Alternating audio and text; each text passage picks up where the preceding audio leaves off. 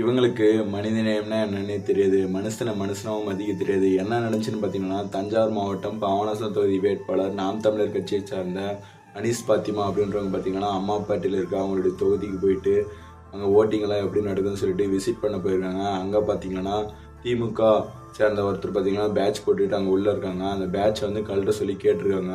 அவங்க கழட்டாதனால பார்த்தீங்கன்னா பக்கம் இருக்கிற போலீஸ்கிட்ட கம்ப்ளைண்ட் கொடுத்துருக்காங்க.